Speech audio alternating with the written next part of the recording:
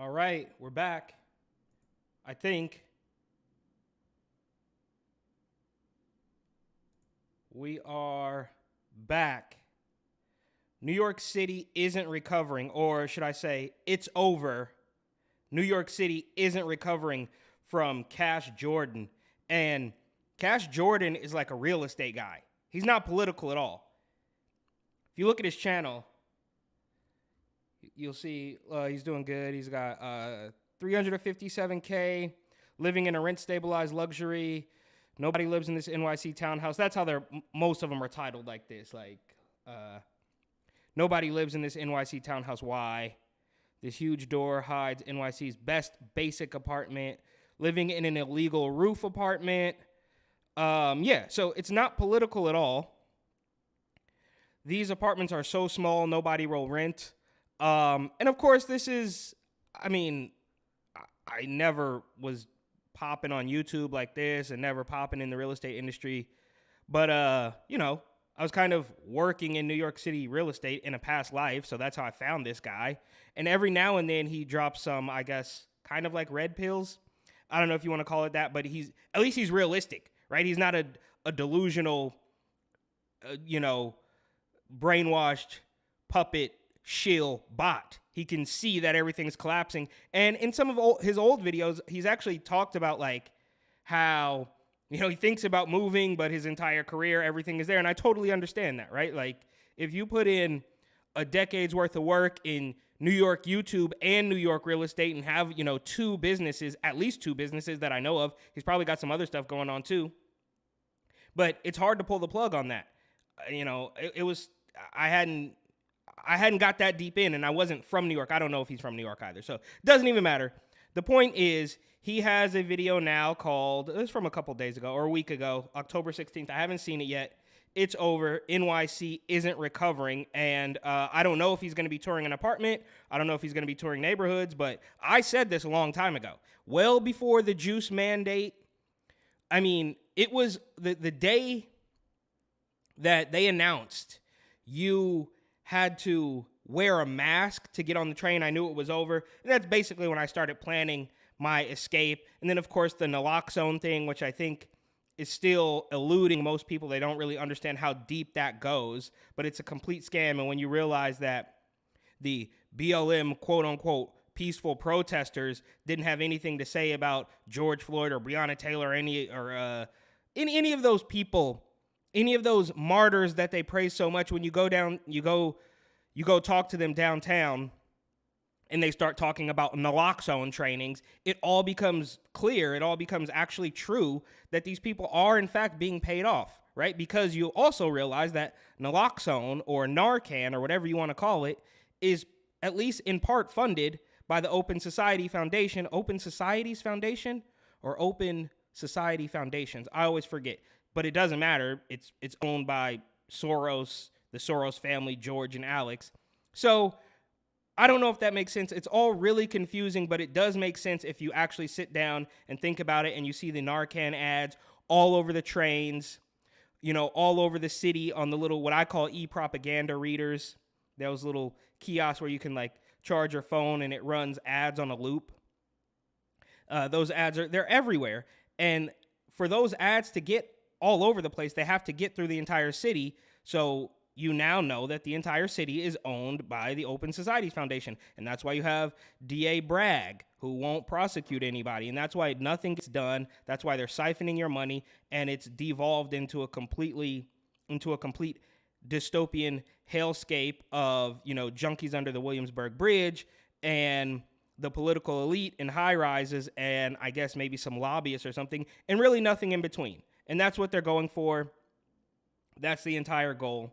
So let's take a look and see what Cash Jordan has to say about why New York City will not recover. And let's read the description really quick. Sorry, hang on. So it's got over 500,000 views, almost 600,000 views since October 16th. New York is a great city, but it's facing truly great challenges, and its recovery and future are in doubt. That's putting it very nicely. It's getting harder and harder for normal people to live here, to go to restaurant shops, and that trend is only increasing. And this is from October 16, 2022. Now, I don't want to, pat myself on the back too hard, but it's like I could see this coming a mile away simply from them telling me that I had to wear a mask on the train. But anyways, let's do it.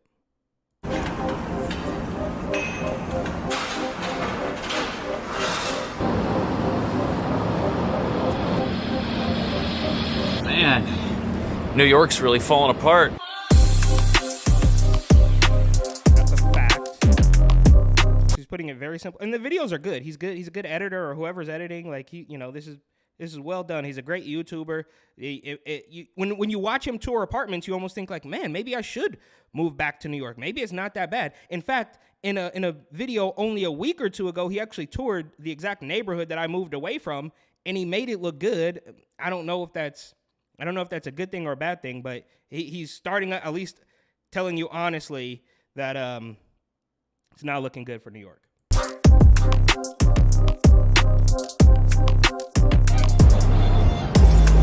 Welcome to Manhattan. Things here might look normal, but underneath the surface, all is not well. It's a great city, but crime is increasing, the cost of living is increasing, and these buildings, nobody works in them anymore. They're empty. So he can say honestly. So you have people like Kathy Hochul and Eric Adams who are telling you that the crime is a figment of your imagination. And again, I realize the term gaslighting is thrown around all too often, and it may have lost some of its meaning, like a laundry list of other words. But they're telling you, oh, that's not real. It was just some high-profile crimes. Don't worry about it. It's all in your head. And a guy who lives, works, pounds this pavement every day. This guy posts a video in New York every single day. He's out there working hard, and he's telling you that crime is through the roof. The cost of living is through the roof. It's absolutely insane. Empty. Did you see this? A neon green mob of people was attacking others on the subway. This is how most of us get around. Can you imagine seeing something like that? You're minding your own business, you're on your way to work, and just chaos erupts. It's not going to work. Stuff like this happens all the time on the train. And according to this article, people are more likely to be victims on the train, but the NYPD says that's just perception. Oh, exactly. Okay. So he read the story. A conviction for marijuana possession 10 years ago may mean you can't get a job or housing today. Now that marijuana is legal in Arizona, there's a process to remove old convictions from life. People were pepper sprayed in a station just a couple stops from this one. There's not a lot of ventilation down here. People got sick, but things are kind of chaotic. And look, there's like no security presence down here. Well, okay, there are these like help point things, but I don't know if anyone even answers when you press the button. If something were to happen, I would just try and get out. But my biggest fear is getting knocked onto the tracks accidentally. These are very, very narrow. Everyone's on their phone. People are just trying to get somewhere. You're probably on your phone minding your own business. There's no barriers or anything to stop someone from bumping into you and having you go over the edge. Look at this drop. That's like 5.5 feet, and these are electrified, very dangerous. There was a recent shoving, but people were able to help the person get back up from the tracks. Now, crime, it's not something just unique to New York City, especially the subway. In fact, crime overall in America is up nationally, not just here. So it's not that New York is a city of criminals. We're a nation of criminals. New York City is one of the cities that isn't reporting their crime stats to the authorities who are trying to get to the bottom of this. That's kind of unbelievable. How are you going to improve things in a city like this if you won't talk about it? Okay, so he's telling you right there, like, I mean, shout out to Cash Jordan, right? Like, he's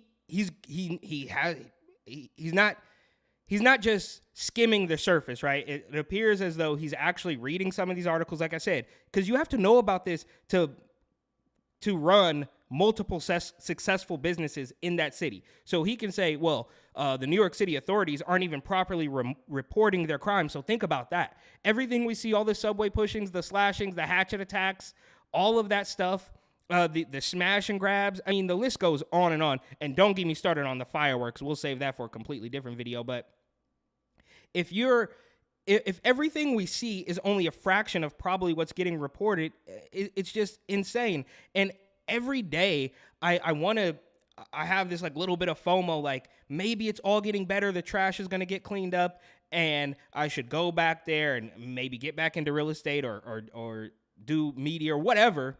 But then I talked to some friends out there, and they're like, no, dog, it's not getting any better at all. So, because I always want to think that the media is constantly gaslighting me and that I am eyeball deep in, hyperbolic news media. But when I talk to the people who still live there, who say they're going to leave and never, were able to make it happen for one reason or another, they still say, nah, dog, it's actually worse than when you left, which makes perfect sense. And like I said, I could see that coming a mile away, but I try to keep the glass half full and think as soon as I leave, it's all going to get better and I should have stayed, but not a chance. Or at least put numbers behind whether there's an increase or a decrease. Maybe they don't know. But what's really crazy is what's going on inside these apartments. Hey, how you doing, man? How you doing? All right, so it looks like he is going to tour an apartment. I thought it was going to be more about the neighborhoods and stuff, but let's see what this looks like. Was it in Herald Square? It looks like it's the 34th or something. What's going on? Oh, good to see you.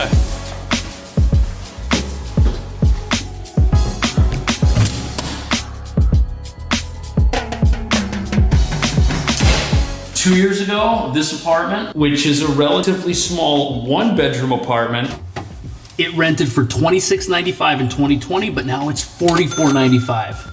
It's $26.95 in 2020, and now it's, what did he say?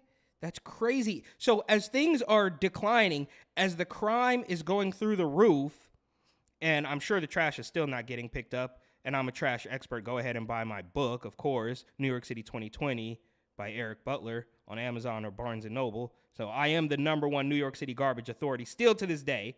But let's hear that statistic one more time. Hold on, let's go back a little bit more. Okay. Relatively small one-bedroom apartment. It rented for $26.95 in 2020, but now it's $44.95. It's not a bad place. There's a microwave, decent. Or really 27 to 45 for a relatively small one-bedroom, as everything around it continues to devolve into absolute chaos. Appliances, fridge is actually pretty good. From the countertop to the wall, this is a 10 by 8 living room, and the bedroom is 10 by 10. But this is actually one of the more affordable places you can get. Right now, the average rent in Manhattan for an apartment, $4,100. To live here, you have to make 40 times the rent. That's one person making $179,000. You're working at Google or at an investment bank, and that's probably not an entry-level position. And what's crazy is for the first time in recent memory, new hires, these are people starting entry-level jobs in New York City, that has declined. That's going down. People can't. Because nobody wants to go there. It's insane. You have to make $200,000 to live in a tiny little one bedroom in a crime rat-infested garbage, swimming in garbage. So of course, if you have the ability to start an entry-level job where you're making $200,000 a year, why not go literally anywhere else? Why not go to, of course, Florida or somewhere in Texas or Arizona? I mean, you have all maybe even Nevada or even Colorado. Anywhere else would be better if you have the ability to make that kind of money at an entry-level position. Now I get it. You don't have these big tech firms in Colorado or Florida. Maybe they're moving to Florida. I don't really know, but it doesn't really make sense. And now everybody, I don't know if we're still doing this work from home stuff or this remote whatever is happening, but none of it really seems worth it. And I think personally, everybody should leave New York. I mean, leave New York, leave Holchel and Adams and all those weird scumbags holding the bag. That's what I think. I know it's not that easy, but that's my opinion. Start their lives here. Wait, hold on, I'm sorry. Let me go. Has declined. That's going down. Starting entry-level jobs in New York City, that has declined. That's going down. People can't start their lives here. Fact. You can end it there, though. Okay, it comes with a private deck. That's a feature. More ads. It's like a 10-minute Yeah, I video. love reminding people that it's Shout not out the Epic role of the Times, media to Roman, endorse candidates. Epic, Are you looking whatever. for analysis? Oh, that pigeon scared me. You could get a couple chairs out here. It's relatively clean. You see that window?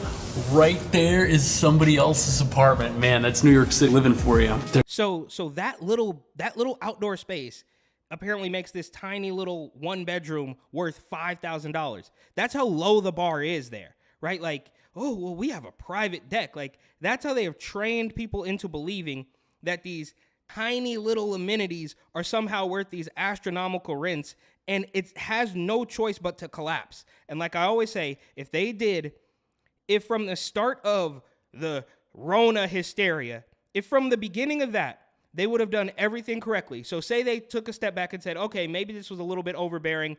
We are going to reel it in just a little bit. It still would have taken a decade to completely recover New York to a place where you would want to pay $5,000 for a one-bedroom and where you would want to live and work and, you know what I mean, socialize. It would have taken a decade if they did everything right. And it's only gotten worse since then, meaning it's never coming back. And that's why this video is called It's Over, NYC Isn't Recovering. There's actually another one here in the building, and it looks like it's this one. This is an $8,000 townhouse with 4 bedrooms. Little garden view out there. The kitchen is really interesting. $8,000 townhouse with 4 bedrooms. So in theory, and he talks about this a lot, you know, the roommate situation breakdown, because I think he's mostly advertising to maybe like young professionals or whatever. It's not like families. Like I think most of the time he's not aiming for, you know, a mom and a dad who are going to pay for a place like this, because why would you want to raise a family in Herald Square in New York? But anyways, you would still basically be paying $2,000 each to have 3 roommates living in New York in this weird little building. It's all brand new, but it's a little narrow. I might come back and tour this one. Okay, it has a way better outdoor space than the 1 bedroom. We've got this like garden over here. Yeah, I'm definitely coming back. Oh, and there's a creepy alley. New York City rents are the highest they've ever been, and they're only gonna keep going higher. There's just no availability. Everything that could have been rented has already been rented. People are coming. By who? Who would want to do that? Somebody's got to break the cycle. I mean, I know I certainly did. I got out of there as quick as humanly possible when they told me to wear a mask on the subway. Well before they started, you know, pulling kids out of Applebee's for not getting the shot or whatever it is they were doing. And this cycle, and of course there's no answer to this. There's nobody you can talk to. It's completely corrupt all the way to the top. There's nobody who's going to put a stop to any of this and say, all right, guys, let's reel it in. Let's fix this. It's not going to happen because the people all the way at the top, whatever, judges, lawmakers, whoever it is, law enforcement, they're all completely corrupt. So they're just going to, you know, circle jerk each other while the people, the citizens of New York, continue to pay this city, state, and federal, of course. And I believe New York is one of the few places in the country that has a city tax on top of the state and federal. Meanwhile, the trash doesn't even get picked up. But there's nobody, you can't, for instance, if you file a lawsuit against the mayor in New York like I did, it's all so corrupt that every single judge is going to say, no, of course the New York Constitution or even the United States Constitution is null and void because we said that there's a scary virus outside, and nobody's going to put a stop to that. There's just nobody with any sense there. They're all just playing ball. And the citizens are the pawns, and they've been tricked into believing that it's worth it to live in this little tiny 1 bedroom for $5,000. And they've also been tricked into believing that diversity is our strength. And then when the migrants could sit there, there's a Daily Caller video, I believe, about this, where they go back and forth from Texas to New York. I think it's actually Jorge and some other guy. And they ask the Texans what they think about shipping the migrants to New York. And they're like, yeah, they need to get a taste of it. And then they go to New York and say, what do you think about it? And they're like, well, it's already too crowded here. So they've been brainwashed. The cognitive dissonance is obviously through the roof, just like the crime and the rents. Coming here, not necessarily to work in an office, but even if you do manage to get your hands on a place here, it is expensive just to do all the stuff that you see people doing right now. Clothing, not cheap. This pizza place is bumping. You know they're making money. Look at that line, crazy. The little cupcake bake shop. It's absolutely fantastic. They do have really good coffee, but I had a pastry and a coffee here the other day. It was almost 15 bucks. And this is all without owning a pastry and a coffee for $15, bro. Like, what?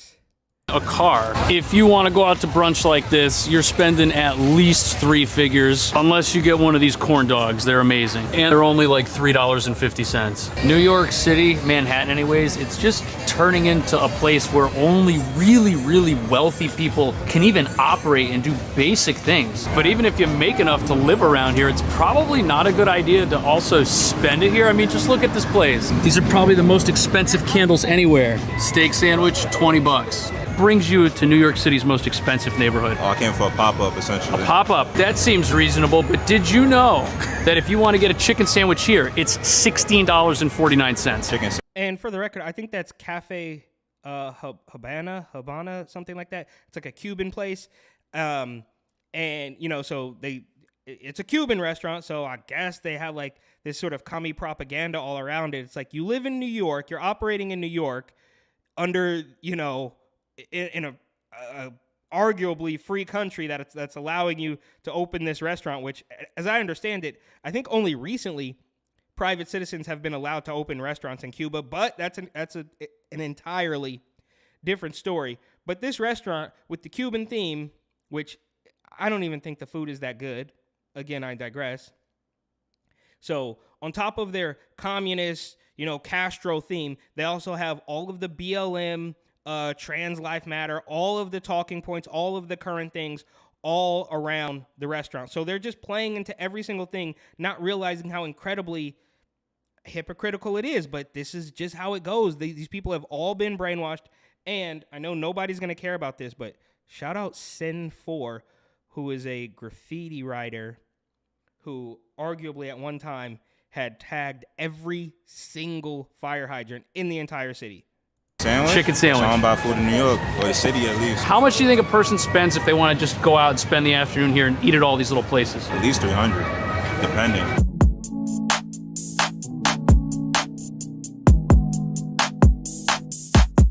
$825 3rd Avenue. This building is 92% unoccupied, and it's huge. Ever since the lockdowns, office buildings like this have been hurting. Everyone's working remote. 54% of workers are permanently remote. This is an area of town where people don't have any business going unless it's to go to work or whatever this is. Geez, this line is going around the block. Must be for one of these businesses. Oh, it's this little diner / bagel place. That's why everybody's here. Okay, so the office building that was probably bustling, right, like anywhere between 2002 and 2020 was probably bustling, is 92% vacant. Meanwhile, people on 3rd Avenue are lined up around the block to get a bagel. I mean, everything is completely backwards. This guy can see it, and he's explaining it in a very nice way, much nicer than I would do, obviously. But he can see it. He's trying to run multiple businesses in the city, and he's like, this is nuts. But he's making it work, right? Still getting 500,000 views easily. I don't know if all of his videos do this well, to be honest with you. Yeah, this is actually one of his most viewed videos, which I didn't even realize. But yeah, 38K, 10K, 56K, 19K, 71K, 67, 90. This one has 742. So yeah, they're all over the place. But yeah, he can see it. He's explaining it. And shout out to Cash Jordan because he's actually, you know, doing this in a nice way. He's explaining it all in a nice, like, nonpartisan way. And he's also continuing to operate his real estate and YouTube business. So I shout out. But it is, for the record, it is funny to see people in an almost completely empty neighborhood with almost completely empty office buildings lined up around the block to get a bagel. Like, what is happening?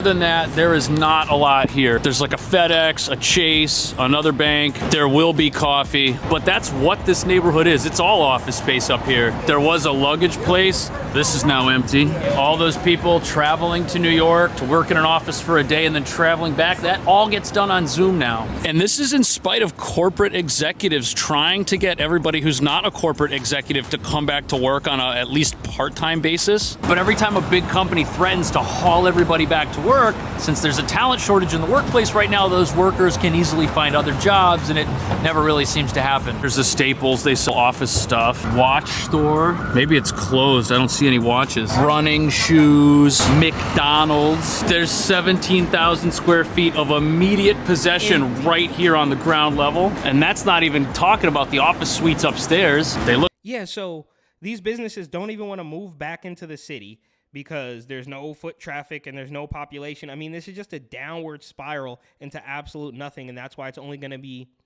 the weird political establishment and their weirdo lobbyists and the junkies sleeping and defecating on the subway platform and pushing people onto the tracks. Look nice too. Look at that exciting marble conference table. This is the lobby. This looks like it's 100% redone. Looks fancy. And friends of mine that are corporate, they think their boss is tone deaf because he never worked in the office. He was always remote. Now he wants them to come back.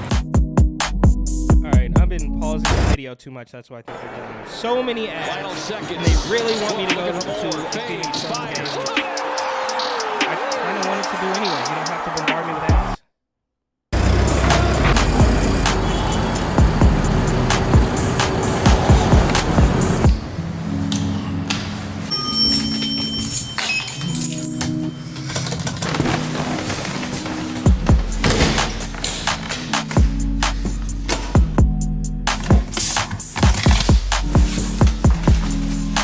This is a commission check. And this is my miniature office. My entire company downsized and went remote. Okay, so there you have it. He's got access to all these apartments. He's got all his keys. He's running his real estate business out of this closet. Shout out. All these keys are here because I'm a real estate agent. But look, we've got computers. So he's a real estate agent, of course, which I knew. I did not know he was working out of this tiny little closet. I think in some of his older videos, he did have like a big office with some other people working in there, but he's downsized to this little closet and he has all of his keys in there.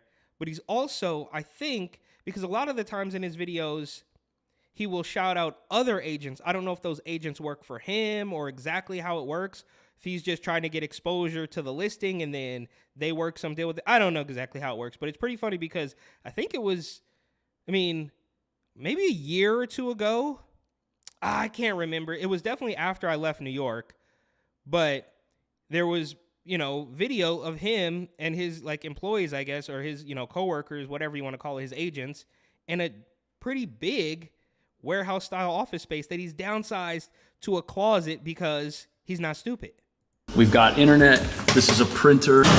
We're just in the hallway. I'm trying to work here. I'm trying to make that money. Let me show you where we work. Oh, they need to sand it? Yeah. So this was my old office. It's about 2,000 square feet. Do you know when they're gonna throw out my old stuff? I don't know, I have to ask him. It's all pretty much destroyed.